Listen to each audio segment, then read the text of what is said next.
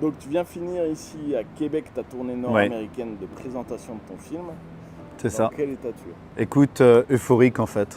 Comme le premier jour, c'est-à-dire quand je suis venu à Houston, je me suis dit enfin on y est, enfin on peut attaquer les projections. Et quand j'ai vu l'accueil que m'a réservé Virginie à Houston, ensuite Washington Alain, ensuite Francis André à New York, Fabien à Montréal et ici même Stéphane, mais écoute, moi je suis le plus heureux en fait finalement. Je suis vraiment heureux d'être là et de montrer mon film ici à Québec. Ouais. Alors qu'est-ce que ça fait de faire une tournée presque mondiale avec un film amateur au départ, destiné à un cercle presque familial? Le sentiment que j'ai après tout ça, c'est que j'avais pas encore l'idée des malgré nous, tu sais, en termes de film. Je m'étais dit le jour où je peux le diffuser à New York par exemple ou autre, ou Hollywood, tout ça, ça reste des rêves d'enfant, d'adolescent. Je me suis dit, ce jour-là, j'aurais réalisé mon rêve absolu. Quand j'ai démarré ce film, c'était uniquement pour faire une projection. Mais de se dire qu'on en arrive là aujourd'hui, même voilà, face ensemble également, face à Stéphane, face à Fabien, les présidents d'associations, pour moi c'est une fierté. Enfin, je peux véhiculer ce message à travers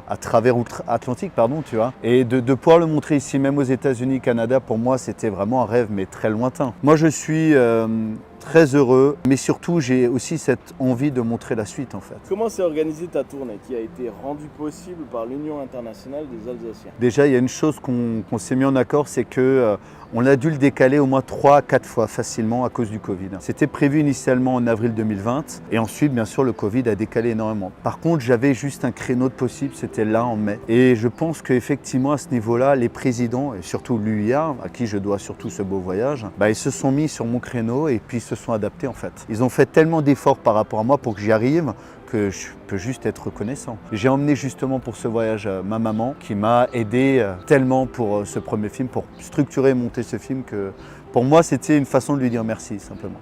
Qu'est-ce qui de l'Alsace d'hier te rend fier d'être alsacien? Sa richesse, sa langue, sa culture. C'est une terre de partage, c'est une terre de rencontre. Quelqu'un disait bien sûr que la langue est l'ouverture à la culture, mais on peut bien sûr être alsacien sans parler l'alsacien bien entendu. Mais effectivement, je suis très fier en fait de l'Alsace qui était également hier. L'Alsace a souffert, l'Alsace a subi des injustices, mais c'est là qu'on arrive aussi à comprendre l'identité alsacienne en fait. C'est à travers ces souffrances et ces témoignages qu'on arrive en fait à comprendre le sentiment aussi de nos grands-parents, de nos arrière-grands-parents et de comprendre qu'est-ce que l'Alsace d'aujourd'hui en fait. C'est regarder vers le passé pour se dire tiens, il y a des portes vers l'avenir qu'on pourrait soit améliorer, mais surtout prendre du passé pour justement avoir un avenir plus serein. Voilà, je m'y attache beaucoup à cette région. Ouais. C'est quoi pour toi l'Alsace d'aujourd'hui? Et est-ce que c'est un atout d'être associé à cette image ou pas? Pour moi, l'Alsace aujourd'hui, c'est l'Alsace de partage. C'est l'Alsace qui essaie de comprendre d'où il vient. Aujourd'hui, un Alsacien doit se sentir concerné aussi de l'aspect culturel, de l'aspect histoire, de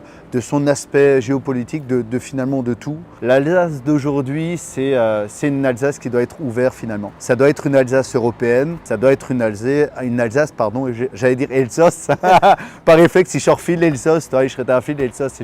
C'est une Alsace qui doit être ouverte par le monde, tu vois. Le partage, c'est la plus grande des richesses. Et nous, on a tellement à donner. Et c'est ça, en fait. Je le remarque que par les lectures, s'est concentré sur les mêmes histoires, mais on remarque qu'il y a tellement d'histoires qu'on pourrait raconter de l'Alsace. Voilà, ça répond. C'est cette Alsace européenne, en fait.